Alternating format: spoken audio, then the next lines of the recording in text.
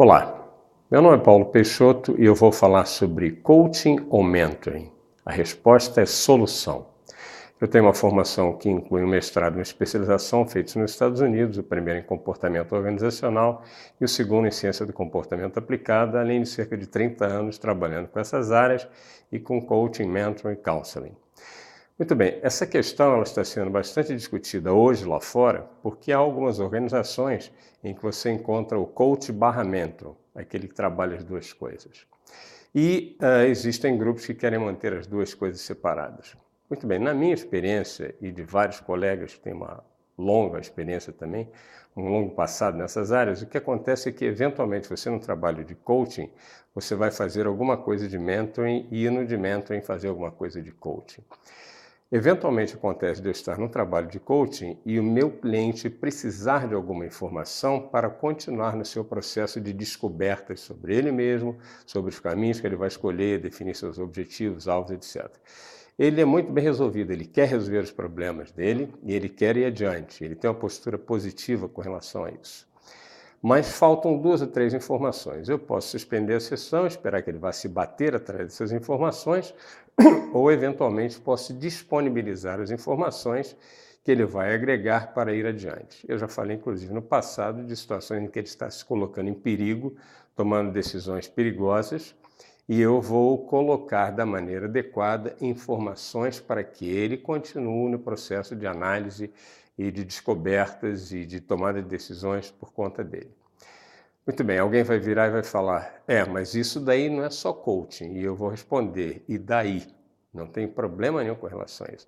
O problema se apresenta se você faz um processo de personal growth.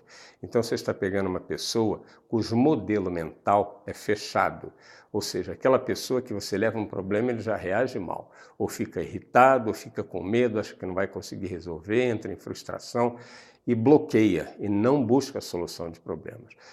E você está tentando levá-lo para uma postura de abertura, um modelo mental mais positivo e aberto, em que é aquela pessoa que quando você leva um problema, ao invés de ele reagir emocionalmente, ele reage racionalmente e pede mais informações e sai correndo atrás dele mesmo resolver, toma decisões, toma riscos, tem iniciativa. Então, se você estiver trabalhando para mudar processo mental e você ficar dando informações, aí você vai reforçar o comportamento dele de rejeitar a necessidade de sair buscando soluções, de enfrentar problemas. Lógico, nesse último caso você não pode dar informações.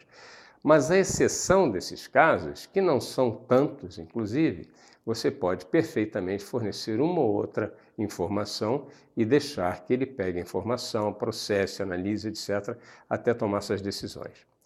Por outro lado, eventualmente fazendo mentoring, acontece de um cliente começar a criar uma dependência excessiva. Como mentor, eu realmente vou dar para ele os caminhos, apontar soluções, apontar o que acontece. Mas às vezes ele confunde isso daí com o papel de executivo e ao invés de ele tomar decisões, ele começa a jogar para mim, chegando ao ponto de me telefonar num determinado dia, no horário de trabalho, para me perguntar que decisão deve tomar numa situação qualquer. Ou seja, ele está confundindo o papel do mentor, está transformando o mentor num consultor ou até no executivo que vai fazer o seu papel.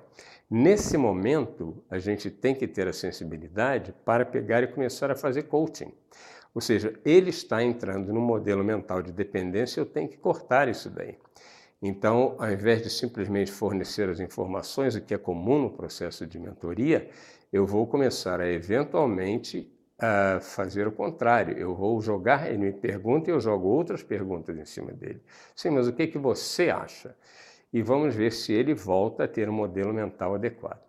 Então, coaching ou mentoring, você vai utilizar eventualmente um e um pouco do outro. Você define isso com o cliente, às vezes é uma situação de coaching ou é uma situação de mentoring, mas isso não quer dizer que você não possa eventualmente ter o bom senso de usar um pouco de um ou de outro, porque o importante é a solução para o cliente. Bem, existem então organizações agora que estão tratando de coaching e mentoring, inclusive Coaching and Mentoring Network, que é uma organização que existe na Inglaterra, e outras diversas estão fazendo a mesma coisa. É uma questão que vai ficar ainda em discussão um bom tempo, porque muita gente oferece resistência, mas, pelo que eu tenho visto até aqui, pelo menos, pessoas de coaching que não têm uma formação numa determinada área, porque para você fazer mentoring, você tem que conhecer de uma determinada área com profundidade, o que pode significar necessidade de um mestrado, muitos anos de experiência, porque o mentor é aquele que conhece do conteúdo. E a barreira de entrada para o coach é bem mais baixa. Você só tem que entender de coaching. Para ser mentor, você tem que entender de mentoring e de conteúdo. Então é uma questão que está em discussão, não está solucionada, mas no meu modo de ver, o importante é que você traga uma solução para o seu cliente.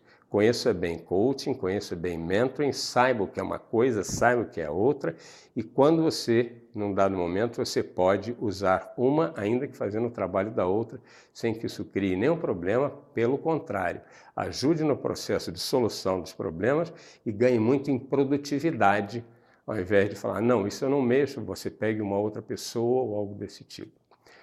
Vamos voltar a falar sobre isso no futuro. Até lá.